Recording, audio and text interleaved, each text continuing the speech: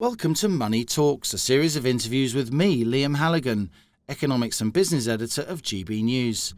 In this episode, I talk to advertising industry legend Martin Sorrell.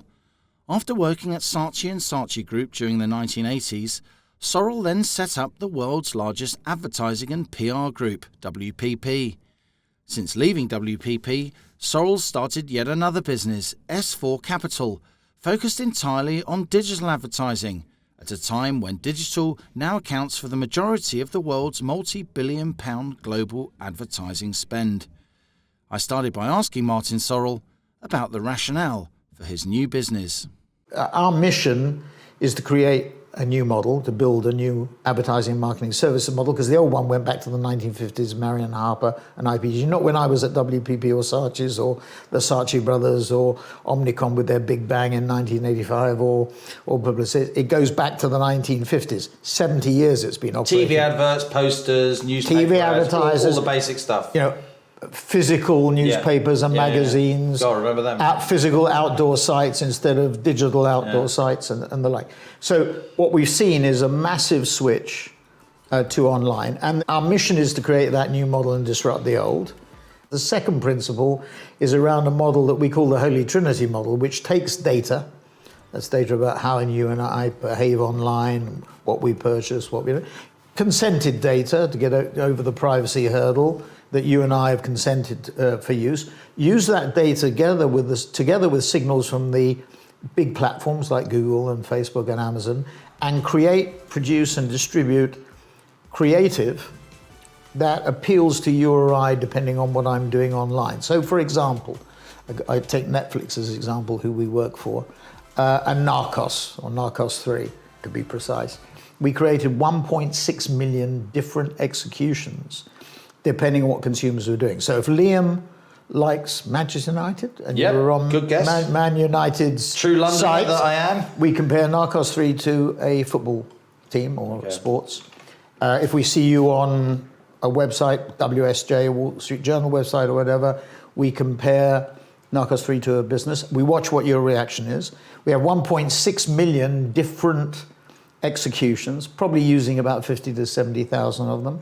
And depending on how you react, we might serve you another ad that appeals more than the previous one. So it's continuous improvement. It's rather like election advertising, but without an election date, personalization at scale. So it's highly tailored, whereas what you referred to before, TV, radio, traditional outdoor, is massive. General scattergun, isn't it? Yes. Not directed Blunderbuss versus rifle. Exactly right. That's exactly a good thought. Right. Yeah. You're a big noise, if I may say so, in the world of global advertising. A little noise. Obviously, the Saatchis. My mother thought I was a big noise. The Saatchis are legendary.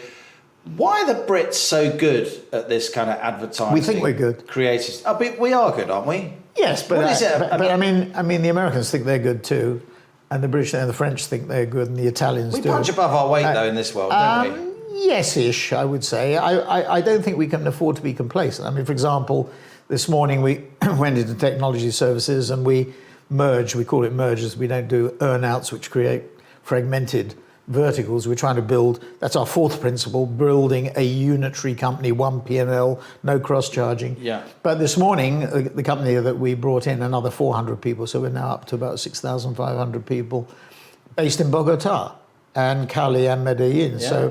So we're and the reason I bring that up is that Latin America is a much I think, appreciated source of creative talent, superb creative talent, particularly in Argentina, I would say, Brazil, Mexico, Colombia as well, but particularly in Argentina. And then on technological talent, huge operations, Mercado Libre, Globan, all examples of South American-based companies. CNIT is a Brazilian company that's going to go public shortly, which will be a competitor to our technology services company. So underestimated. So I think, Liam, yes, we do punch above our weight, but you've got to remember that other parts of the world are coming. China is one, India is another in Asia, the Middle East and Africa will in time.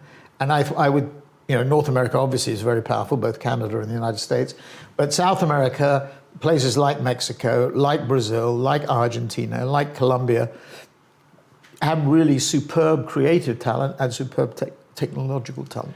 You talked about very targeted and advertising there, Yes. Sir Martin, and targeted in a sort of iterative way. The more Yes.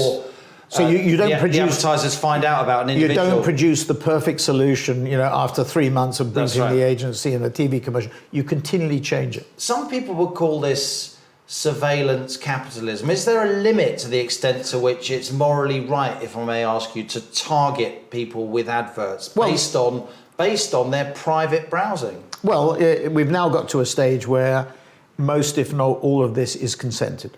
So you and I, as consumers, have to go through a process which is totally legitimate of A, knowing what we're letting ourselves in for, and B, consenting for that to be the case. So what you've now got is, Google made a decision, actually it's well over a year ago, but it'll take another 2 years to be implemented because they laid the implementation of nixing, cancelling third-party cookies. These were devices that trawled the net, that got information on you and I, often without our knowledge. I mean, even I, who meant to be somewhat of an expert in this, found cases where my data was being used without my knowledge. So we're getting to the stage, not perfect yet, but we will get to the stage where you and I consent, and any other consumer, to the use of our data. We might even be in a position where we're asked whether we want to sell our data. There was a great article in the FT, which I remember a year or so ago, a guy going to work on a bus,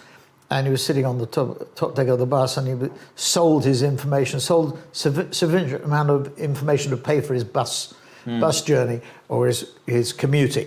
And so we may well get to that as well. But this has really created a tremendous amount of uncertainty and driven the growth of our data and analytics practice, one of our practices, because clients have first-party data. The definition of first-party data is data that you and I have consented to give Procter & Gamble, Unilever, a bank, or whatever it happens to be, to use, and it's knowledge of the purchases that we've made of their products, and they use that data with our consent to try and work out what are the sort of things that appeal to us at a psychological, emotional, or practical, or physical level. And we're developing content that does that. My example of Netflix, whether you're a United supporter or a business follower, is really an attempt to understand you more as a consumer and understand what motivates you in terms of your media habits. And is there a limit to this process? Doesn't it get a little bit creepy after a while? Well, it was creepy. When you might say something in your kitchen, Alexa picks it up, and suddenly the subject to your conversation, it appears on your laptop, offering you to buy a pair of carpet slippers or something. And the interesting thing is that both in the West, because of the regulatory pressure that Google and Facebook and Amazon have been put under, and in the East, as President Xi puts pressure on Alibaba and Tencent and TikTok, I mean, both the Chinese tech the execution. Actually, somebody who works with me pointed out, that he can control through his Apple phone how much his kids, or kid in this case, plays gaming. You can control that as a parent. In China, it's the state that is controlling it. So the result is the same. A maximum. Maybe if you decide your kid is only going to the source of authority play, is somewhat different. And the execution is somewhat different. So, no, look, you're right, it did become creepy, but I think now the regulation or regulatory framework is now being put in place where the platforms behave relatively responsibly. I mean, there are still issues that have to be ironed out. And, Google's decision, actually, I think was a really smart one to get rid of third-party cookies, which they took of their own initiative, because I think they saw the regulatory pressure in Australia. They saw the wind was blowing, so... They were worried about Canada, they were worried about France, and they thought they would preempt it. Yeah. So, and the net result of it all is really quite interesting, because when it all sorts through the system, and in 2 or 3 years' time, when third-party cookies are dead and we have a cookieless world, what it means is that the sources of data for personalization at scale, as we just discussed, become two. First-party data, which clients control, consented data that you and I consented to use of, and we know where it's going. And secondly, the signals from the platforms, which Amazon, Google, Facebook will see where you are, the sort of venues what you would like, right, etc. But again, you've consented to do it because Apple have taken the same view. So two of the leading companies, one a hardware company and one a platform, have sort of set the standards. GDPR here in Europe, I was on a call. The General Data Protection Requirement. Yes. I was on a call with Vestager, who's the commissioner in Brussels, and somebody asked whether that was put in to limit the power of the platform. And she said it wasn't. The original intention of GDPR was not to do that, which I don't think is quite accurate, if I put it that way. I think it was done to do that, but it had the effect, it had the perverse effect, the law of unintended consequences, of limiting the growth and power of the medium-sized platforms and the smaller ones that were intended to compete. So a lot of those American platforms that wanted to come to Europe didn't do so because they said bureaucracy was too great. And only the really big players could cope with the bureaucracy and the regulation. The irony was the regulation actually stymied competition rather than promoting competition. Exactly. And I think that is a problem that the regulators are going to have to deal with. And I think in the regulatory area, I think the net result of this will be that the platforms, the big six that I mentioned, Google, Facebook, Amazon, Tencent, Alibaba, TikTok, will not grow through acquisition. You may well see some deconsolidation. In fact, we've already seen that with Ant Financial and Alibaba in China. I don't think they'll get broken up here. If they did get broken up, by the way, it would make the ecosystem even more complex, which is good for us because it means that we can be in a position to advise on more alternatives. But I think it will limit the ability of those big companies to grow through deals, through acquisition. You're a student of history, Sir Martin. How fair is it to compare these huge tech companies with the huge oil companies, the big combinations, if you like, in the Gilded Age of America? It took Theodore Roosevelt to come along with his trust-busting instincts, Republican president. Don't you think sometimes to make capitalism work, we have to kick it in the shins? Don't you think these companies are too big now, too powerful? I don't, but I have to admit I have a vested interest. You do? Investing because we work together with them very closely. I think the pressures that they're under, whether it be regulatory pressures, public opinion, privacy, brand safety, the political breach controversy. Of copyright, for instance. All those. If you write a book, suddenly it's on Google. Will they take it down? No. I've said for years, Liam, that these companies are media companies, and as such, they have the same responsibility for the accuracy of their content as media companies. In fact, it would go back, I think probably now it's about 10 years. I used to do an interview at Cannes on the Friday. My first... The big media festival in France. And the first thing I had Nikesh Arora, who was then at Google. I had somebody from Microsoft, I think, from Yahoo, Facebook. And the first question I was trying to do your job. And the first question I asked them is, are you a media company or a tech company? Because they all said that they were tech companies. I said, no, you're not. You're a media company. So I think you're right that when you get to a certain scale, if you get to $1 trillion, which many of these companies have already gone through that, about 2 trillion and beyond, you have certain responsibilities. With power comes responsibility. And they have done that. Again, this often gets missed in the heat of the argument. But Facebook has taken on, I think last time I checked, about 40,000 people to check editorial content. Do they do enough of it according to some? No. But they're building safety checks. But come on, that's just a SOP, isn't it? The Clinton era. Liam, you can't get away with that.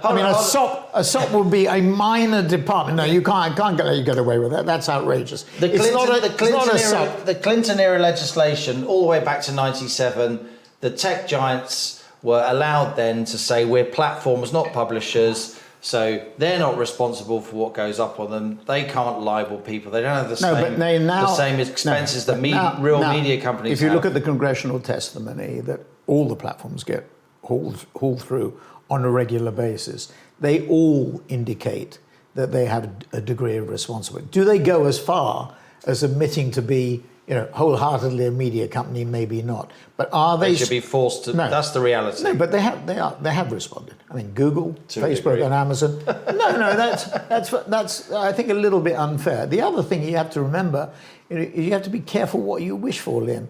If I said to you, out of that 650 billion of media this year, we think something like 55-60% will be digital. Google will probably be somewhere between 220, 230, 240 billion of revenue. Facebook will be about 110, 115, 120, and Amazon will be 35 billion. By the way, it'll be sounds competitive. Extra 100 billion has gone into the digital media marketplace this year. Of that, what proportion of that would you say came from small and medium-sized businesses? I'm sure a lot of it does. 60 to 70%. But it's all on Facebook and Google's terms, and they take a big slug of everything. Well, but go back again to the pandemic. I mean, sure, governments interceded with furlough money, with support, and that was really important for survival, taxation deferral and the like. But the way that most of the small and medium-sized businesses survived and to some extent prospered in the digital world was how? By using the platforms. Jack Ma, he's not flavor du jour anymore, whatever the Chinese equivalent of that is. But in his heyday, he basically said Alibaba was the platform for the small entrepreneur in China or the medium-sized entrepreneur that wanted to expand not just in China, but beyond. So these platforms, again, I say, be careful what you wish for. And I was on a session yesterday in India, and we were talking about this very point.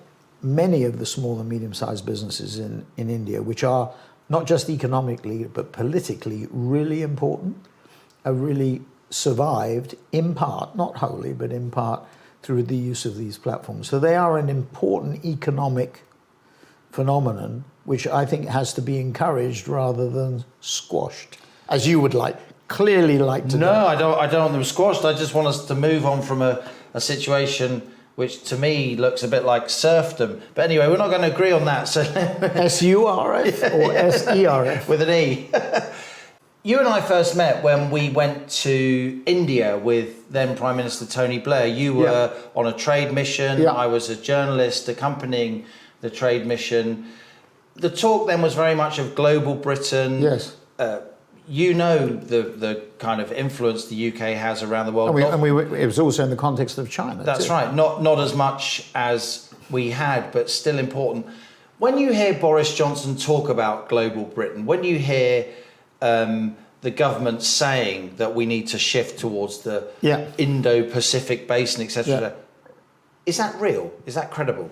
Well, I believe in Singapore on Thames, or Singapore on steroids, if you like, in relation to the Brexit decision. I wasn't in favour of it, but the electorate have spoken. We have to get on with it. And when we came out of Europe, put the pandemic for one side from it. We're still in Europe. When we came out of the EU, we're a rock off the coast, right? When we get the weather like this, it reminds us we are. But when we came away from continental Europe, really what we had to do was alter the pattern of trade. I was very struck. Last week I was reading an article that said that we've gone from being the 5th most important trading partner with Germany to the 11th already by July of this year. So within 7 months we've slipped, in my view. So it means to me, and I was quite vehement about this, that when we came out of Europe, out of continental Europe, what we had to do was shift the pattern more to North and South America and Asia Pacific and MEA, Middle East and Africa, out of EMEA. And that was for two reasons. Firstly, because that would be the future of Britain. It would be a sort of new mercantilism, if you like. If you remember when Lee Kuan Yew took Singapore away from Malaysia, everybody said Singapore was going to be finished. Now, it's only today 5 million. I guess when they came away, it was much less than that, maybe 2 million people. But what they've done is successfully rebalanced and reorientated the economy. That we have to do if we're going to be successful after the Brexit. I mean, Brexit, if this was our sort of growth in GDP pre-Brexit, coming out of EU has lowered us down here. And in my view, it's going to take us 5 to 10 years to get back to the track if we do investment in infrastructure, hard and soft, investment in education, investment in reskilling, because globalization has caused havoc with some industries, particularly manufacturing industries in a country like ours. So you have to reorientate the economy. What COVID has done is knocked us off course again. And of course the government has quite rightly, I'm not saying it was wrong, had to invest vast sums in saving companies, along with the platforms that we mentioned before, to make sure that small and medium-sized businesses survive. This is going to put a colossal burden on the economy, and we saw the beginning of that with the NHI increase. We can all argue whether that's the right thing to do, yeah. whether it should be income tax more, or dividends tax has already gone up as a result as well. But I said last week when I was asked, did I agree with the tax increase or the increase in that way? I said it's cloud cuckoo land to believe that you can go through the pandemic and the fiscal and monetary stimulus that the government put in place quite rightly without there being, I said, the upper reaches of society are going to have to pay more in income tax, capital gains tax, corporation tax, whatever it is, to rebalance the economy. And you support that? Yeah, well, I support it because I think you have to do that. You can't carry on spending like a drunken sailor without there being, a day of reckoning. That, of course, has exacerbated the problems around Brexit. I mean, some of the supply-side shortages we're seeing now, whether it be lorry drivers, delivery dates. I mean, I've heard in many sectors... It's a global phenomenon, though, isn't it? Well, I think it's particularly difficult here post-Brexit. I mean, I've talked to several people whose sources of supply were from continental Europe, and they're having to wait 6 months, whereas before maybe they waited 1 month. It may be that you're right and it will even itself out over time, but I think it will take time. So it's made the pandemic has made the issues surrounding Brexit, papered over them for a bit, but it has made them, I think, even more extreme. So I think it is going to be quite difficult in the UK. I mean, if you're asking me about the prospects of the UK economy, I am not pessimistic. I think I'm realistic that in the short to medium term it's going to be quite difficult. Because layered on top of the pandemic are the restructuring that we have to do around Brexit. And I talked about infrastructure investment, education, reskilling. That all takes money and resources, not just government resources, but private resources too, because there has to be a partnership to do it. So as I look at S4 and its development, we're 70% North and South America, we're 20% EMEA, and we're 10% Asia. We want to be 40-20-40. Why is that? Well, we have to be big in EMEA because France, Germany, Italy, and Spain are $2.5–3.5 trillion economies. But the real growth in the future, in my view, from a global point of view, going back to your question about India and China and Cameron and Osborne and its importance, they are still very important. The gap or the fracturing of the relationship between the US and China, which started under President Obama, progressed under President Trump, and is staying the same under President Biden, throws up tremendous commercial issues for companies who are looking at world trade when China is the second largest economy now and will be the largest economy on the planet, whether America likes it or we like it or not. So, for example, when the Prime Minister decides to get together with the US and Australia in relation to a nuclear submarine fleet. The AUKUS convention. Well, when we do that, of course, there are repercussions as a result of that, and they're political and therefore economic. So it's very, very difficult. I think will be very, very difficult to expand in China, and you ignore it at your peril because of its size and its scope. Two final, really short questions. I don't do short answers. Short answers. It's a polite way of saying shut up. What's your biggest regret in business? Well, my biggest regret that I will admit to publicly was in 1989 when we did the Ogilvy deal, so-called hostile, although it was only hostile to the CEO. This is when a young upstart took over one of the most pucker advertising we did agencies in the world. JWT in 87 and we did Ogilvy, in, if I can use the word did, in 89. And I used to fund it. So JWT was half debt, half equity, and that's J. Walter Thompson. J. Walter Thompson, and Ogilvy was half debt and half convertible preferred. And I remember a very, very good fund manager at the Pru said to me as we were doing the roadshow for it was a rights issue of convertible preferred, he said to me, tapped me on the shoulder and said, Martin, anything that you can do with the convertible, you should do with equity. And in those days, a convertible was not tax deductible, and it was a 7.4 net. So grossing it up, it was about 10%. So it was a pretty heavy burden. And of course, we had to restructure the business.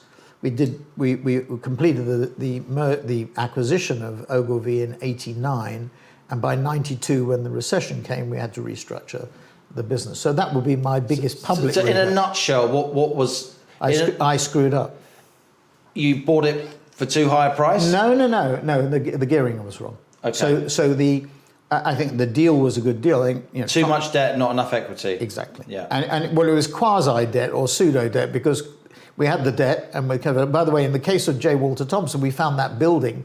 You remember, the board were told by Morgan Stanley that the building in Japan was worth $30 million, and it was actually, we sold it for $203 million, and we paid $525 million for the company. Nice business. I think you're obfuscating your regret behind this kind of wall of technicality. No, not wall of technicality. I screwed up. I admit it. I sort of followed.